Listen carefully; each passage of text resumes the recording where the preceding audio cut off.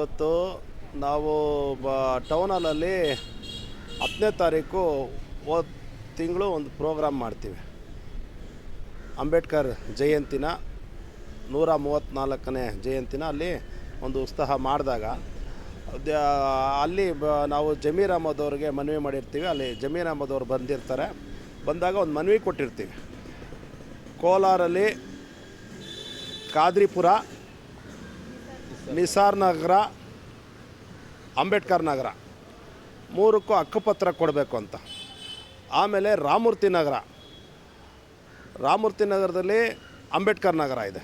ಒಂದು 850 ಕುಟುಂಬಗಳಲ್ಲಿ ವಾಸ ಮಾಡ್ತಾಯಿದೆ. ಅವ್ರಿಗೆ ಹಕ್ಕುಪತ್ರಗಳು ಕೊಡಬೇಕು. ಬಂಗಾರಪ್ಪನ ಕಾಲದಲ್ಲಿ ಅದು ಹಂಚಿಕೆ ಚೀಟಿ ಅಂತ, ಪರಿಚಯ ಚೀಟಿ ಅಂತ ಕೊಟ್ಟಿದ್ದಾರೆ.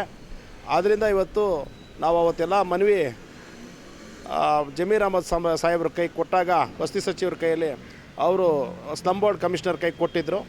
ಅದ್ರ ಪರವಾಗಿ ಇವತ್ತು ಬಂದು ನಾವು ಒಂದು ಮೀಟಿಂಗು ಕರೆದಿದ್ರು. ಆ ಮೀಟಿಂಗಲ್ಲಿ ಇವತ್ತೆಲ್ಲ ಕ್ಲೀನಾಗಿ ಕುಂದವಾಗಿ ನಾವು ವಿವರಿಸಿದಾಗ ಹಿಂಗಿದೆ ಅಂತ ಹೇಳಿದಾಗ ನಾವು ಯಾರಿಗೂ ಇವತ್ತು ಜನಕ್ಕೆ ಅನ್ಯಾಯ ಆಗೋದಿಲ್ಲ, ಎಲ್ಲರಿಗೂ ಹಕ್ಕುಪತ್ರ ಕೊಡ್ತೀವಿ, ಎಲ್ಲರಿಗೂ ಹಕ್ಕುಪತ್ರ ಕೊಡ್ತೀವಿ ಅಂತ ಈ ಸಂದರ್ಭದಲ್ಲಿ ಕಮಿಷನರ್ ಸಾಹೇಬ್ರು ಹೇಳಿದ್ದಾರೆ. ಅದೇ ರೀತಿಯಾಗಿ ಬಂದಂಥ ಜನ ಕೋಲಾರಿಂದ ಬಂದಿದ್ದಾರೆ, ಬಂಗಾರಪೇಟೆಯಿಂದ ಬಂದಿದ್ದಾರೆ, ಇವಾಗ ರಾಮಮೂರ್ತಿ ನಗರದಿಂದ ಜನ ಬಂದಿದ್ದಾರೆ. ಅವ್ರಿಗೆಲ್ಲ ಒಂದು ಒಂದು ಒಂದು ಸ್ಫೂರ್ತಿಯಾಗಿ ಒಂದು ಧೈರ್ಯ ಬಂದಂತೆ ಆಗಿದೆ.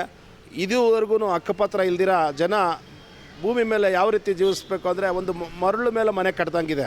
ಹಕ್ಕುಪತ್ರ ಕೊಟ್ಟರೆ ಮಾತ್ರ ಅವ್ರು ಬಂಡೆ ಮೇಲೆ ನಿಂತ್ಕೊಳ್ಳೋಂಗಾಗುತ್ತೆ. ಹಕ್ಕುಪತ್ರ ಕೊಡ್ದಿರ ಇದ್ದರೆ ಅವರು ಮರಳು ಮೇಲೆ ಭೂಮಿ ಇದಕ್ಕೆ ಮನೆ ಕಟ್ದಂಗೆ ಆಗುತ್ತೆ. ಅದೇ ರೀತಿಯಾಗಿ ಅಲ್ಲಿ ಫಾರೆಸ್ಟ್ ಅವ್ರು ಬಂದು ಇದು ಫಾರೆಸ್ಟಿಗೆ ಸೇರಿದ್ದು, ಈ ರೀತಿಯಾಗಿ ಫಾರೆಸ್ಟ್ ಅವರು ಬಂದು ವಶಪಡಿಸ್ಕೊತಾರೆ ಅಂತ 5 ವರ್ಷಕ್ಕೊಂದು ಸಲ ಬಂದು MLAಗಳು, ಕಾರ್ಪೊರೇಟ್ರುಗಳು ಬರೀ ಆ ಸೈಮಿಕ್ ಮಾತ್ರ ಈ ಓಟನ್ನ ಜನಗಳ ಹತ್ರ ಕಸ್ಕೊಳ್ಳೋದಕ್ಕೆ ಈ ರೀತಿಯಾಗಿ ಅವ್ರಿಗೆ ಭಯ ಇಕ್ಕಿಸಿ ಒಂಥರ ಬೆದರಿಕೆ ತಂದು ಅವ್ರಿಗೆ ಆ ಓಟನ್ನ ಕಸ್ಕೊತಾ ಇದ್ದಾರೆ.